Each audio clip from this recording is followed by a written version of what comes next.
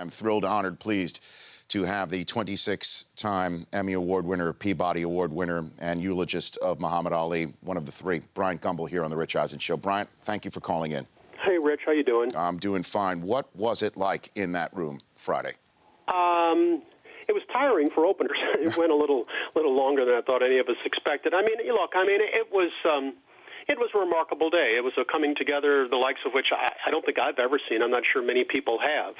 I was proud to be a small part of a well-deserved tribute to a truly great man. I really mean that. Yeah, and I was going to ask you that, so let's go right to it here about where this ranks for you in terms of the events, memorials that you may have attended, Bryant.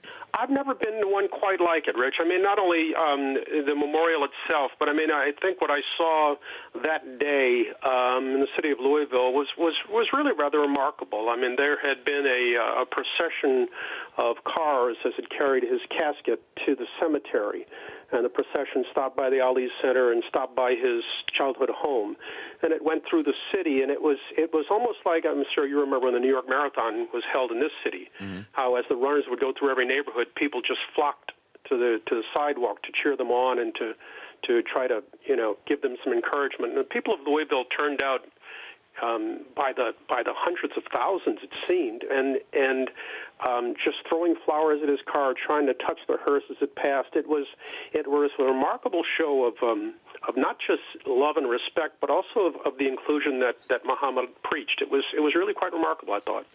And you also, Bryant, in your eulogy, told a story about the first time you ever shook his hand when he came to Chicago. I grew up in Hyde Park, on the south side of Chicago, and the Hyde Park neighborhood was unusual, and it was this polyglot of integrated homes amid what continues to be a very segregated city. And so it was that Elijah Muhammad, this is the honest to God truth, lived directly next door to a friend of mine named Billy Horowitz. And on the day after Ali had defeated Chivallo, he showed up in the driveway of Elijah Muhammad's home, and we were shooting hoops next door, and I ran over to say hey to him, and I was barely 17, and you can imagine, I was awestruck. Yeah, and so then your relationship with Ali, Bryant, how did that blossom? I'm loath to overstate it. He and I didn't see each other again for several years. Obviously, his life had many important events. Mine were tiny by comparison. I had started then at KNBC in Los Angeles as a young sportscaster and started interviewing him and dealing with him on a semi-regular basis, and we'd touch base every now and then. And I guess culminating with my last day on the Today program, he showed up to surprise me and did me great honor by being there to send me off, and we just kind of kept up a dialogue. And after he and Lonnie got married, Lonnie and I kept up a dialogue. And like I say, I was privileged and honored to be asked to be a part of it. Bryant Gumbel joining me here on the Rich Eisen Show. So then, in Ali, Bryant, what did you see in yourself? Oh God, anything I might say might seem self-congratulatory. I mean, Ali was a man of great peace and great heart. I mean, I think, it was interesting, and some of my takeaways from that day were things I didn't realize. Like, for example, that he went to the office of Orrin Hatch and tried to understand some of the policies that this Republican leader was espousing. How the Native Americans faced a time when the government tried to negate their treaties, and Muhammad showed up to lobby on their behalf. I mean, this was a man who not only preached inclusion, but acted upon it. This was a guy who truly saw that all religions had some degree of truth in it, number one, and number two, that if it made someone feel good, what harm did it do you? And he really he lived by this. My wife said a funny thing last night, Saturday, as we were walking on our way to dinner. She said, "I feel like you've become renewed in your belief in humanity." And I said, "Well, it's very hard to have gone through that weekend and not come away feeling that you had seen the best of what mankind had to offer." And that's what you gleaned from the service, I guess, right? From the memorial, where there were leaders from various religions up on the stage, and apparently... Yeah, there was actually a kind of a humorous bent to that, in that the plan was for each of them to do a 2-minute prayer. As you saw, it was a plan that quickly went awry. Sure. When I believe Reverend Conroy got up and in a very spirited fashion gave about a 25-minute address, followed by the rabbi who equaled that. So I'm not sure what kind of a prayer it was, but yes, you know what the intention was and what the spirit was, and it really was what he was about. I've been to Pro Football Hall of Fame induction ceremonies, Bryant, so I know all of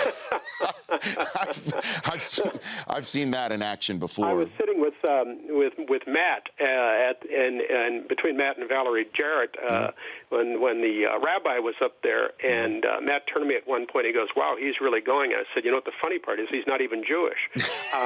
I was just joking, obviously, but I can imagine that what he was saying would not have gone over well with Benjamin Netanyahu and many others of his faith. Well, I mean, and then that's part of the ceremony too that struck me, Bryant. It's just the conversation born out of a sports figure. We may never see anything like that again. A sports figure is the one that's sparking all of this. I will never see someone like this in our lifetime. We just won't. We'll never see somebody who had the reach and the exposure and the fame that this man had. I mean, it's not a new position, but it's clear that he was in his lifetime the most famous man on earth, and by that I mean he was recognizable by voice, by picture, and by name to everyone in the world. We think Michael Jordan's a big deal, but you can go to places in China and in sub-Saharan Africa and play his voice, and people won't know who that is. You can go to places, I'm sure, and say his name, and people won't know who that is. But you could go anywhere in the world and say Ali, and people knew, play a recording of his voice, and people knew, and show his picture, and people knew.